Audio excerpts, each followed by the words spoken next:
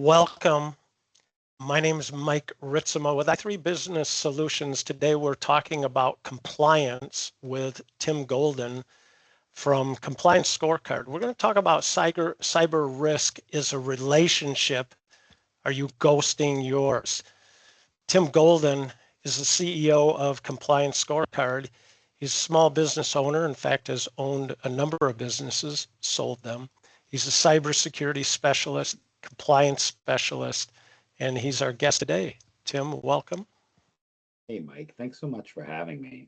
Really excited to be here. The word ghosting, interesting. Maybe we should have used something along the lines of um, not divorcing, since it's No, Valentine's coming up this weekend. no, I figured not the good. word ghosting would be more like Halloween themed. I guess we Mm, dropped the ball a little bit on that. I guess we weren't compliant to the holiday that's coming up. that's right. Well, mistakes are made, and that's the problem. That's what we're talking about today. So to kind of put this in context, Tim, here's what I submit. That business owners, executives, managers are interested in business results. Business results, priorities to run the business. What does that look like? Four things: profitability or sustainability. I have to keep this thing going. I have to make money in order to pay the bills to keep this thing going. Secondly, productivity. Could I be more efficient? Maybe I implement automation, which sounds like AI today, but certainly technology. Can we move faster using tools? Differentiation. How am I unique? How am I different from my competitors? What can I do to set myself apart? But the most important for me as a business owner, curious where you're at, is risk management. The number one risk, financial risk. Let's make sure the cash flow, the profitability is there so I can keep this train on the track. I'm thinking about cash flow all the time. Secondly, physical risk. If you own a distribution company, some companies, is the stuff going out the back door? Want to protect against that. And then lastly, technological risk. I don't want everything stolen by the bad guys encrypted. Risk management. Now, in my experience in small business, you start out, you focus on things, you take risk one at a time. And insurance is a good example. There are so many types of insurance we can buy personally and in business. And as a startup, we're building this business, we're growing the business. We take risk on one at a time when I've got one or two employees, different risk management than when I've got 5 or 10 or 25 or 50. The risk we address grows. So I'm going to turn it over to you, Tim, because for me, compliance, yeah, some of our clients are like, yeah, PCI, we're in good shape with credit cards. HIPAA, yeah, we're good. But let's talk about compliance, cybersecurity, and risk management. I'll turn it over to you. Yeah, all great topics, right? I think backing up to the very beginning, you talked a little bit about financial risk. As somebody that's been dealing with this for close to, do I dare say, 25 years, you hear the three R's a lot, right? Risk, revenue, and reputation, right? And as, small business owners, that can come in many shapes or forms, and we'll get into the compliance component here in a few minutes. But if I'm thinking about us as a small business, and some of the risks we face, obviously revenue is important, being able to protect that. Things like wire fraud policies, right? Things like checks and balances around where money comes in and out, who access and who can touch money, and protecting the revenue from an outgoing standpoint, but also an incoming standpoint, right? Mike, I know you deal a lot with sales. Sales generally isn't my forte, but something that I obviously have to deal with. And looking at how is money coming in? What's in the pipeline? What RFPs, what bids, what things are we going after, right?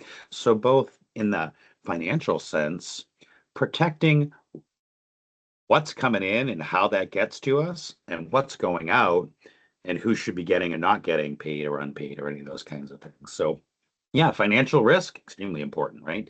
Simple things, right, Mike, like a wire fraud policy.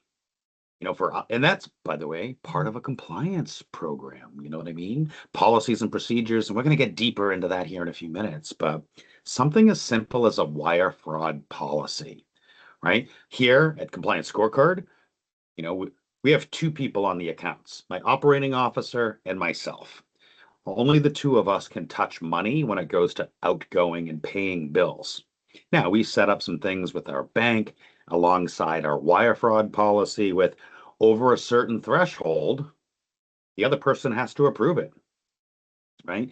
And we see this a lot in the cybersecurity realm and the technology realm where business compromise, email, phishing, spammers, all of that stuff.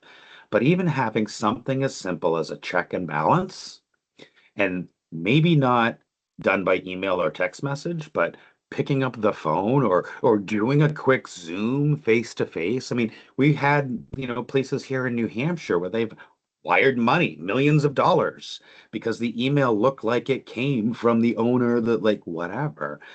Something as simple as a wire fraud policy that talks about, hey, anything over $500, get Mike on a Zoom call and be like, dude, is this real? Like, are you sure? It happens to, well, it doesn't happen to us because we have the checks and balances, but I get these emails all the time. An email to me, from me, by me, transfer money, your account's late. Why would I send myself that? Anyways, having something as simple as, go ahead.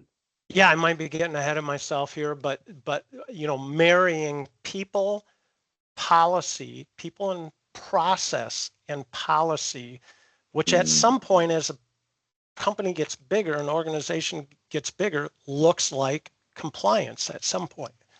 Exactly. And it doesn't matter whether you're a one person organization or 10,000, right? The compliance component, which again, we're going to get into, we're just really starting to touch the iceberg here, but we're going to get deeper into the whole compliance conversation here in a few minutes, right? It's really the people and having the process around that. Like I said, whether it's one person or 10,000, well, maybe one person ain't enough, but two or three people or more, really being able to define this is how we do something. Not only does that help protect you, but it also gets you more efficient, right? If you think of a bakery, they have recipes for making the cake the same exact way every single time. Or the sandwich shop, this is how we make our pizza. This is how the sausage is made. We should be able to do those in the business operations side of your business, having things like password policy, acceptable use, wire fraud, any of those kinds of basic documentation that's then repeatable, that then everybody can get trained on so that the people, back to what you said, Mike, the people not only understand the how, but more importantly, the why. Yeah. And I think that's key is that, we spend a lot of time, as small businesses, like, here's the employee handbook and the sexual harassment and the equal opportunity and the password. And one of the hardest lessons I had to learn as a technologist, especially when faced with government compliance way back in the day, we'll talk about that, was getting buy-in, right? I'm a tech guy. Like I go to the thing and I click a bunch of buttons and I turn a bunch of things off. And before I knew it, I had staff yelling and screaming and literally swearing at me. Why did you revoke my blah, blah, blah, whatever? Well, the hardest lesson was for me as a, in that, executive chain was to stop, pump the brakes, sit down with everybody and be like, hey, these are the things that not only make us safer and more secure and eventually more compliant, but if we don't do these things, we could lose the company. You could lose your job. We could lose the contract. Remember that risk side of the 3 Rs? If we don't do this, then we open up ourselves to risk. Absolutely. We're not protecting that revenue, right? So government contractor, yay, do this thing or you lose the contract. Okay, well, that's risk, revenue, And oh, now we're on the front page because something happened, our reputation is tarnished. So Yes. a lot of small businesses that we talk to, they just want to make the donuts, right? They do. They just want to make the sausage or the lug nut or whatever it is. And I get it. I'm the same way. But you don't want to wind up on the front page of a newspaper. You don't want to have a disgruntled employee because they didn't know or you didn't train them. And you can certainly gain some efficiencies and some protections along the way. Yeah, and that's where I'm submitting that as small businesses grow, at some point, compliance, you enter an Yeah. industry, you're doing business with a defense contractor that says, do you meet the compliance requirements of the defense industry? You suddenly have a larger healthcare organization where HIPAA looms very large. You process credit card transactions, but you do it in the cloud. So compliance is, well, check all 11 boxes, no problem. But at some point you So get bigger, it's like, maybe we should be a little more organized around this. it's not even the biggerness. I'm going to keep harping on that, right? Size doesn't matter. Here's the thing that I've noticed, with a lot of small businesses and IT providers like Mike and team that we've worked with over the past decade is that the word compliance just has this connotation that feels scary and gross, and I'm afraid, and I don't want to get it wrong. But here's a different way to think about it. For those of you in chat, Jason, Mark, Ashley, feel free to throw some questions at us in chat. But here's a way to think about it. Compliance is nothing more than a playbook, than a rule book, than something rules of the road of a great way for you to be able to like have something to follow, right? Some recipe. Since we just, sorry, my poor New England Patriots, they didn't have the compliance playbook during the Super Bowl and they got annihilated, right? Sorry But for it your is, pain. Yeah. I know, whatever. So compliance, while it can be a big, scary word, it doesn't have to be. In fact, it can be empowering. Now you can look at a thing. CMMC, PCI, HIPAA. HIPAA's the worst because most doctors don't care. Whatever, which is very interesting on the HIPAA side. My executive assistant can't even make a doctor's appointment for me without me giving away blood sipes and 37 that like so they care about the privacy, the HIPAA privacy, but ask them to have separate accounts, ask them to do something on the security side. Oh, we don't need that. Like, yeah, you do. The compliance regulations, the things that are there, it's a playbook for you. It's a playbook for people like Mike to be able to help you walk down a path and a program. And here's the thing people don't understand. You will never be compliant on day one. You can build defensibility and move towards a more compliant posture, which is just going to be better for your business to protect that risk, revenue, and reputation along the way. Beautiful. Where do we So, start, Tim? well, here's the thing. Compliance doesn't have to be scary. It can be your roadmap. Working with an IT company and IT professionals to be able to help you, they're the ones that are going to know the technical details, the ins and outs of the, bytes and bits. That's why you bring people like Mike and team on to help you. Just like I have no idea how the sausage is made. I don't know. They chop some stuff up and throw it. I don't know. Don't ever ask me to bake a cake, right? I don't need to know that, but I do need to know enough about your business to help you make informed decisions. All right. And that's why you have IT professionals that live and breathe this stuff. Like you don't need to know about MFA, multi-factor, two-factor, passwordless, control 74293. That's why you have IT professionals to help you, MSPs to help you, to translate what does multi-factor mean to me as a small business? What does it mean in the compliance realm? And they can break that down in simple enough terms of, hey, we just want to protect your business and your risk and your revenue. Where do we start though, Mike? That's a really good question. I'll ask you before I give my answer. Where do you think they should start? Well, governance, risk, compliance. Somehow we're trying to govern or manage risk. So somehow we're trying to document, organize the compliance requirements for industry. So we're going to start with the industry and the compliance requirements and try and organize that information in order to govern. All right, so let's talk about governance because this is my favorite word. You know, I love this.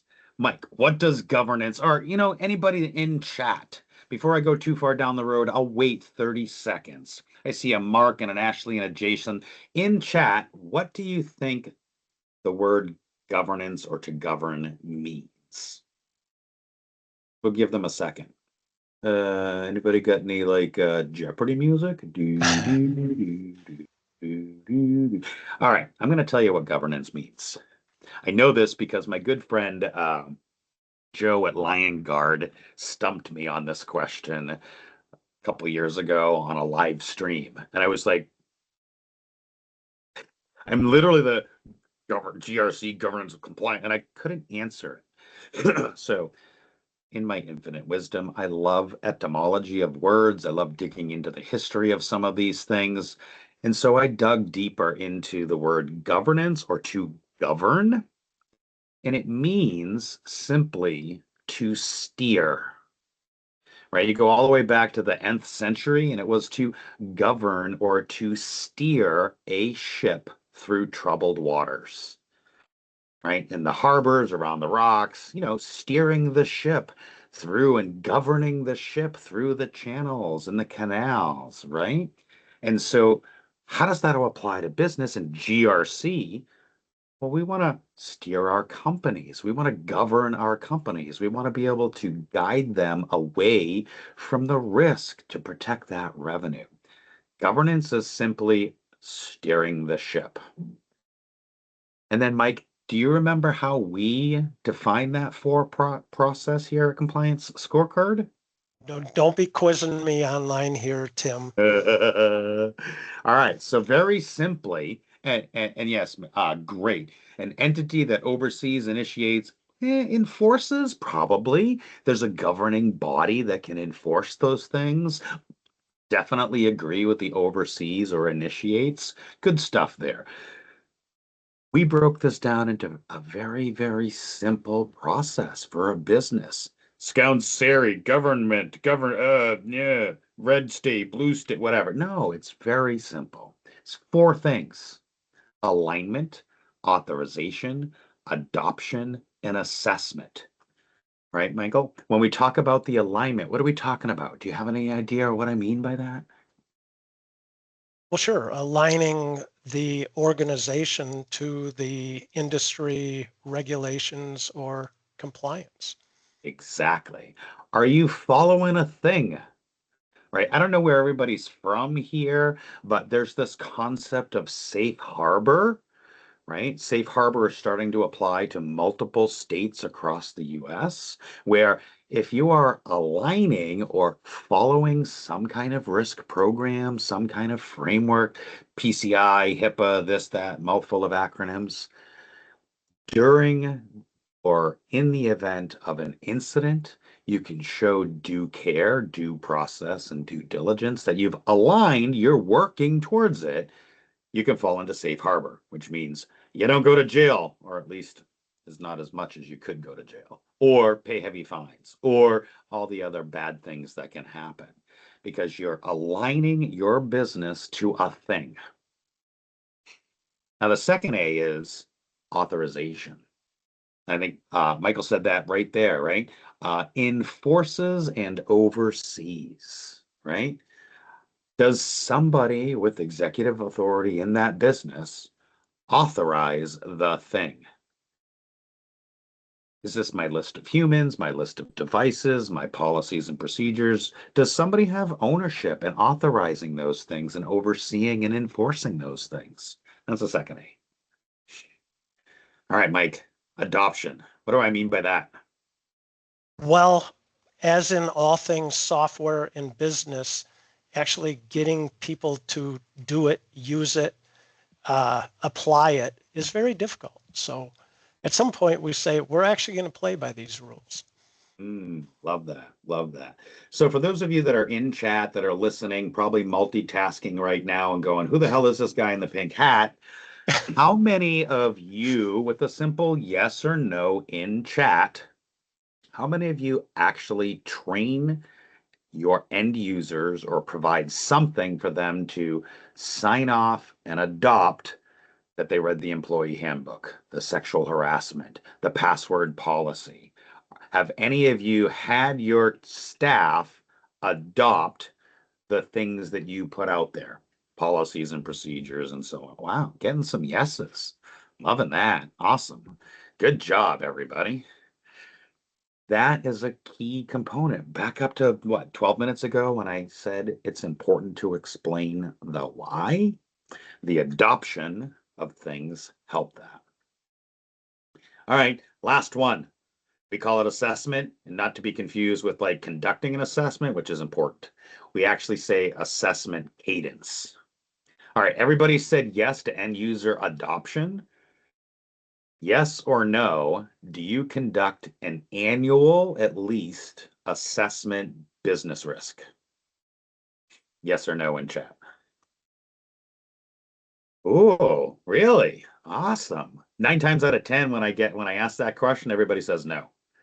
That's amazing. Great job, Katie, Jason, Todd. Todd said no, but that's okay, Todd. That's why you have people like Mike that can help you with those assessments.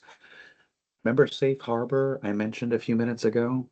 Doing an annual assessment on business risk. It doesn't have to just be cyber, it can be anything in a business risk. Conducting some kind of business risk at least annually and assessing that regularly to know where you are, to know where your gaps are. People like Mike can help you with that, by the way, if you haven't had one. All right, Mike, we've talked about governance and that process. I think risk is fairly easy to explain, right? It's, causing potential danger or harm or likelihood of a thing. And then the last one, what was that? C, that was compliance. Oh yeah, compliance. Yeah. And so this is really the meat of what we're getting into is establishing that relationship with your compliance or ignoring it and ghosting it. Uh, when I think about, as I mentioned earlier before, compliance being a roadmap, being a playbook, things like conducting annual assessments. Some people are doing it, some people are not. That's okay. How do we do this? Yeah, there are plenty of tools out there, but heck, you can just something as informal as getting everybody around the room and asking them, what's one risky part of your job? You might be surprised. Maybe it's the Johnny janitor sweeping the floor and he's got bad shoes and he has to walk on a slippery floor, slip and fall. Okay, that's a physical risk, right? So as I think about building out a risk program, a compliance program, it boils down to just a few simple things. Conduct an assessment, find the gaps, and make decisions on those gaps. That's all. Most likely, you're going to find a lot of components where you don't have policies or procedures or incident response or wire fraud or any of those kinds of things. Mike, what are you seeing with some of your client base or even in your business around GRC governance? Are you doing these things? I think it's interesting. I was on a call this morning with business owners, and a small business owner said she works with the big three furniture companies. She said it's very difficult, more onerous. They have websites I have to fill out and answer all these questions. And so, yeah, different enterprises are saying, you are a third party to us, therefore you are a risk, and we need to manage that risk in this way. I think that California is ahead of the whole nation. And so the compliance demands for a lot of businesses like ours and our clients aren't that onerous yet. But we know CMMC is coming. It's been coming for 5 years and it's getting closer. It's right there. And then even with defense industry, it's there, but it's not 100% yet. So I think a lot of these demands are moving across America and they're moving higher and higher in priority. So you mentioned something very interesting. You said CMMC a couple of times. My crystal ball prediction, and usually pretty good at this, not so bad, but what's happening in the defense industrial base and the small contractors, this concept of flow down, you mentioned that like with like California and questionnaires, third, fourth, nth party risk down we call that the supply chain, right? I don't know what businesses you all are here in the chat, but if you're a bakery, where do you get your eggs from? Where do you get your milk from? And what if you only have one supplier and that truck on the way there gets a flat tire? That's supply chain risk. Maybe you need two egg suppliers or seven egg suppliers, because if one of them gets a flat tire on the way over, you ain't making the donuts, right? So supply chain risk is something that, CMMC is taking on a big portion of that. My crystal ball is this experiment that we're going through with the Department of Defense and the Defense Industrial Base. That tells me that they're trying to figure out how to build a program because they can do it in an environment that's legally required today. They can't go to the bakery and tell them tomorrow, hey, be CMMC tomorrow or you're out. These things take a little time, and you're going to start to see this play out in the course of the next several years or less. You mentioned California. California has some of the strictest privacy laws, right? Yeah. FTC safeguards, right? The federal government and even the state and local government can't say every business must be compliant today. But what we're seeing with the defense industrial base and CMMC is this sort of test bed of, hey, can we make this work? Can we learn the kinks of this in a regulated, required, legal way? And then that'll start to trickle down. Everything that happens in technology always starts at the highest level and the most stringent and pushes all the way down to little Johnny's Bakery or Johnny's Lug Nut. So eventually we're going to start to see this come true. And eventually you're going to have to do it. So you can either get in front of it, start to build your corporate culture around the why you're doing it. And you know what? It's good business practice. Yeah. Now, Tim, we're trying to wrap up in 7 minutes here, and then we will take No. questions. We'll go another 10 minutes. We'll go to quarter two. But um, you're offering the service you created, Compliance Scorecard, to me is a way to organize. It's almost I would call it a way to document. I mean, we can talk about regulations and compliance demands from government or industry, but we could also say it's simply a way to document execution, document standards, and then align and adopt it in an organized manner. That's one way to look at compliance and decreasing the risk in a business. Who cares about compliance? Let's just make sure that the things we're doing, everybody understands it and reviews it and says, I get it.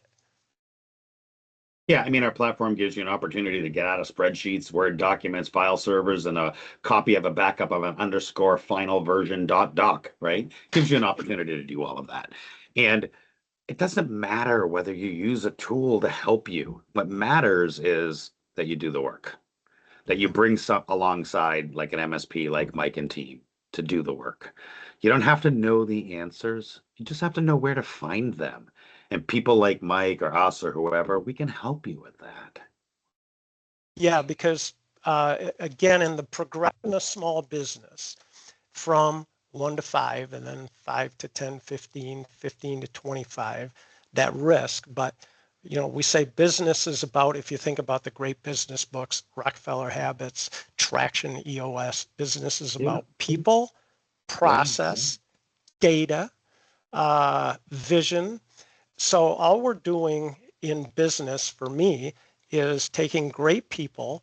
Can we back it up with some process, document it somehow, organize it, and then govern it because it changes, year to year, month to month.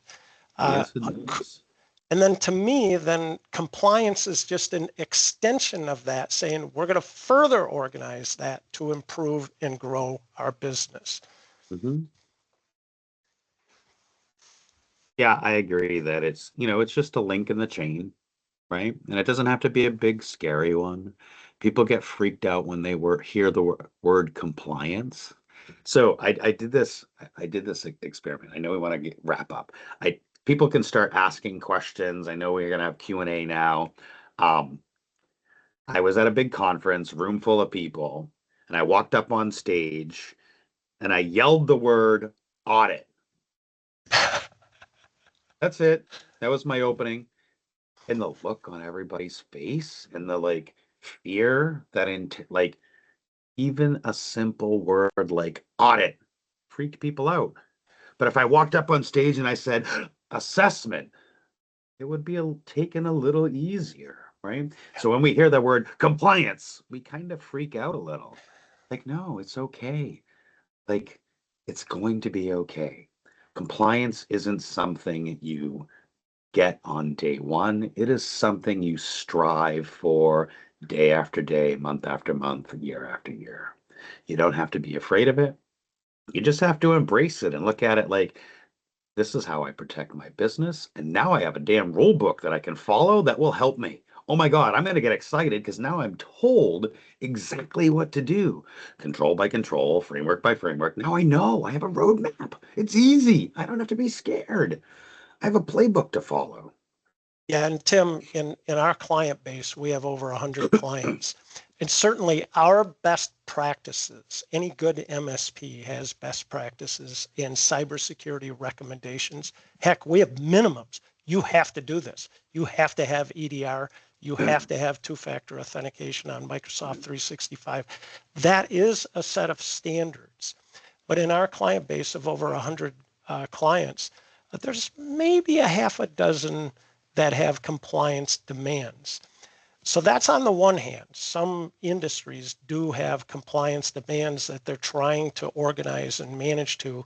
On the other hand, what you're saying is, compliance is just a way, the compliance scorecard is a way to organize information, have people review it, check that they reviewed it, maybe answer a couple questions, and therefore tighten up the execution of the organization.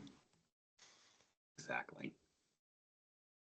All right, so I'm not seeing any questions come in unless I'm missing something. Am I missing anything over there?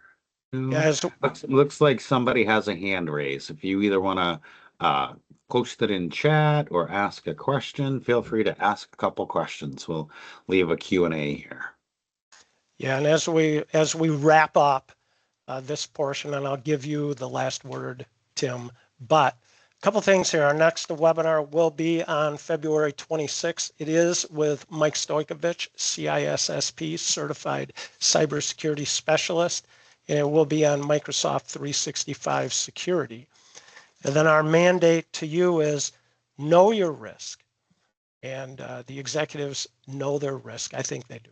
Govern your risk and own your risk. If you have a technology department, do not delegate that risk to them. Hey, they've got all the risk or the technology handled. No, the executive, the owner, owns the risk. If you have a technology provider like i3 Business Solution, oh, they have it all covered. I don't have to be concerned.